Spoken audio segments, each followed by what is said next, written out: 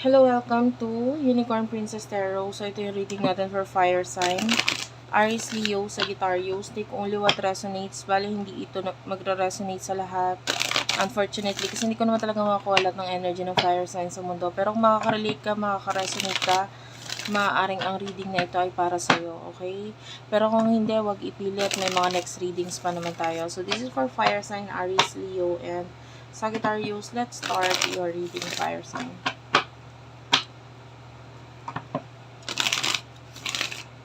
Kunin natin yung main energy mo.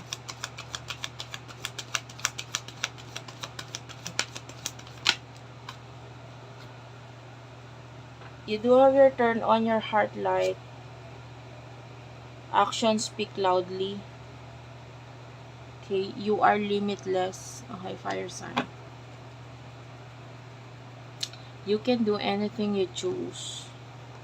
And you do have here, reflect on a time when you experience love and express your love through actions.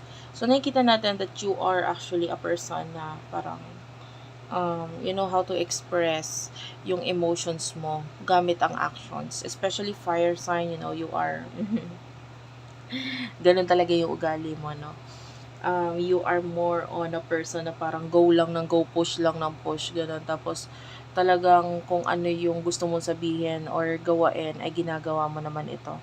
And as this card says, turn on your heart light. I feel like there's something in your heart na parang the more na ipinapakita mo sa mundo or ginagawa mo itong mga bagay na ito, the more na nararamdaman mo yung satisfaction, nasa-satisfied ka sa ginagawa mo, sa nakikita mo, and pwedeng yung nagiging feedback or balik nito sa'yo. Okay? Parang naa-attract mo yung love, the more na ipinapakita mo yung love dito sa mga tao sa paligid mo. Okay? Parang naibabalik din itong love pabalik sa'yo. And then, you do have here, you are limitless. So I feel like you are starting to transform yourself. Binabago mo yung sarili mo. Okay, yung mga paniniwala mo, yung mga ginawa mo in the past na pwedeng hindi mo gusto or what, or tingin mo makaka-apekto sa mga connections sa paligid mo, tinatanggal or inaayos mo ito. Okay, parang hindi mo na kailangan na sabihin sa'yo ng mga tao kung ano dapat mong gawin, hindi mo dapat gawin, dahil ikaw mismo sa sarili mo nakakaunawa sa mga ito, kung ano dapat at hindi dapat. Okay, so punta tayo sa person na kakonect mo. Fire signs, yun ito person na kakonect mo.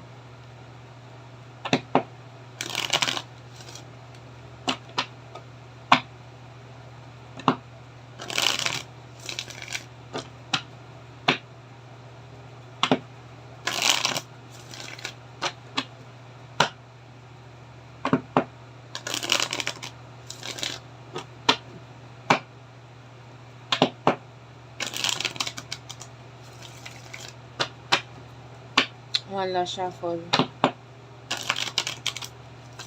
Okay, thank you, Spirit Guides, Angel Guides.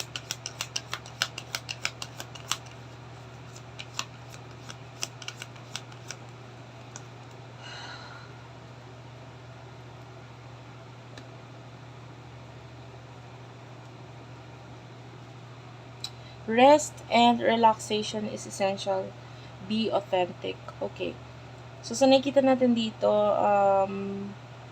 yung person na kakonect mo is you know, pwedeng marami siyang ginagawa sa buhay. I can say a lot of stress, a lot of pagod mula dito sa person na ito. And this person can understand or feel you. No, pwedeng this person is an empath. So, pag sinabi nating empath, talagang ganun, nararamdaman niya yung emotion ng mga tao sa paligid niya. And, you know, so if you're not being honest, ramdam niya rin yun. And, ngayon, kampante siya or komportable siya because nararamdaman niya sa sarili niya or nararamdaman niya na yung honesty and yung feeling na dapat maramdaman talaga ngayon sa situation niya, pwedeng kampante siya, or sa situation ninyo nakampante siya. If you are in a relationship with this person, pwede nararamdaman niya, ay hindi, pwede naman ako magtiwala sa iyo ngayon, pwedeng ganun. You do have your spiritual connection, yeah. A relationship has a connection that goes beyond this lifetime, so you might be spiritually connected, maybe you are soulmate, or maybe in the past ay or in your past life, may connection na talaga kayo nitong person na ito. Yeah. Kaya kahit hindi ka magsalita, minsan nararamdaman ka niya eh. Nararamdaman niya yung emotions or yung feeling na parang kahit di ka magsalita, ramdam niya kung ano iniisip mo. Parang ganun.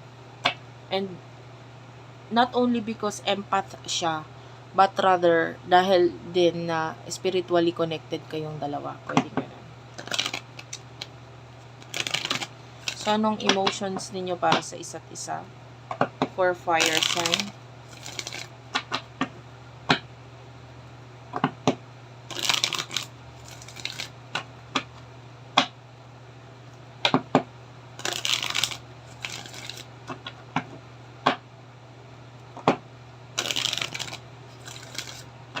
Emosyon ninyo sa isa't isa for fire sign.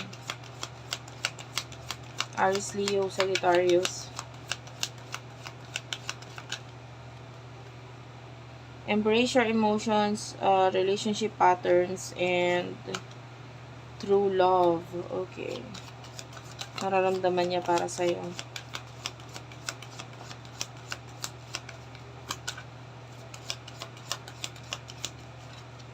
Okay, nararamdaman para sa'yo ng person ito, forgiveness is here, do something for someone, and I love you. Wow, both of you love each other, guys. Mahal ka niya, mahal mo rin siya. There's this, maybe magkarelasyon kayo ng taong ito, no? But anyway, pwedeng hindi. Kung hindi man, sorry.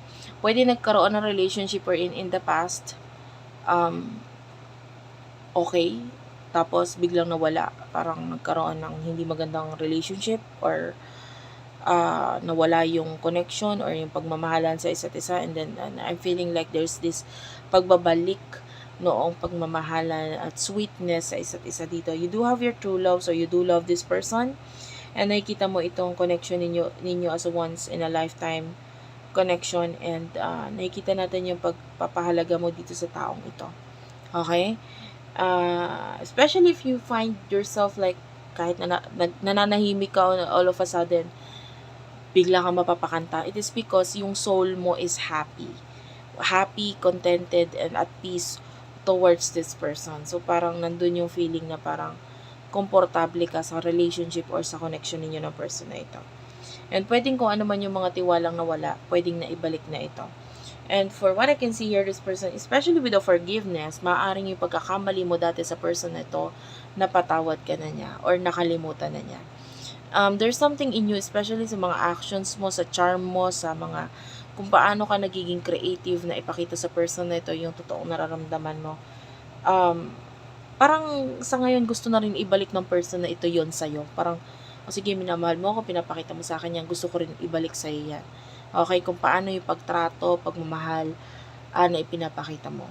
Actually, guys, in a relationship, no, kasi nakikita natin yung relationship ninyong dalawa. So, high chance na itong reading na ito ay magkarelasyon kayo.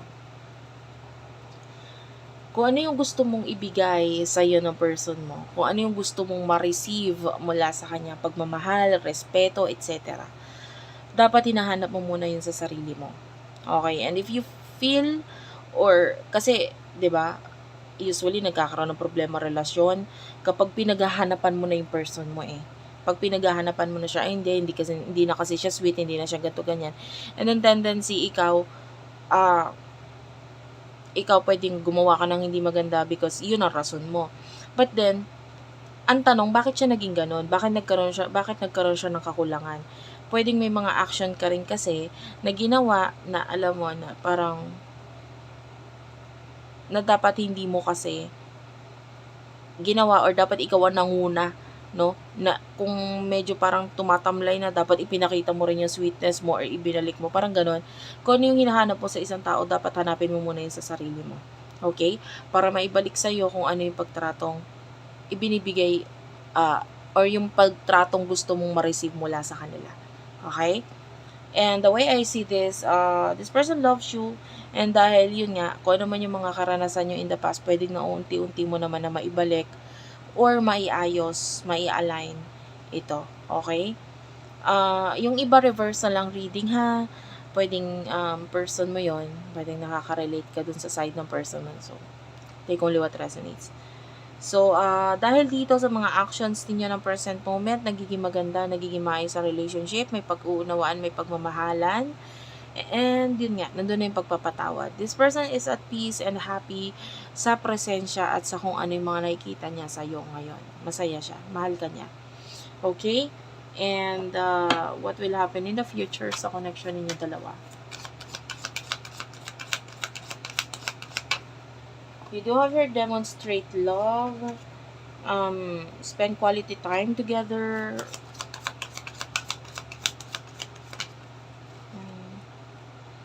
Honesty is essential and new love. Okay. So, in the future, nakita tayo dito ng a lot of time together in the future. Pwedeng may mga dates. Or kung hindi man, pwedeng may pagpapakita pa rin, tuloy-tuloy na pagpapakita ng pagmamahalan sa isa't isa.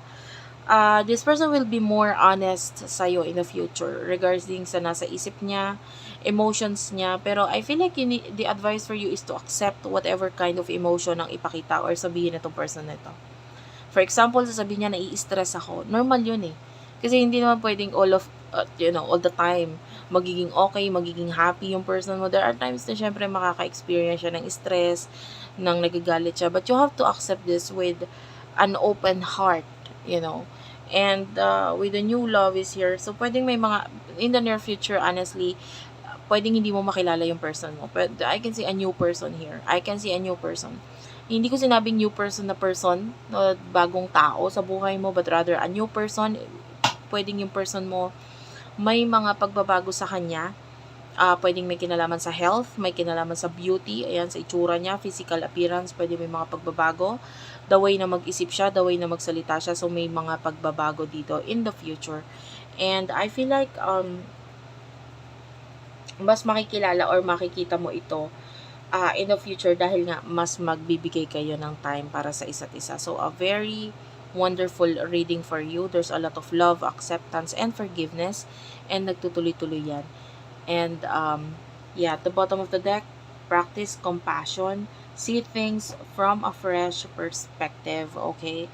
So, the way I see this, kung may mga times na hindi maganda yung pagtingin mo sa person mo, or yun nga, yun nabanggit ko kanina, may makikita mo na stress siya, etc. Kailangan intindihin mo na lang, okay? Kasi nakikita natin, maganda yung relationship ninyo, maganda yung tinatakbo, at mas maganda kung itutuloy-tuloy lang ito. Thank you for watching. I love you all and bye-bye.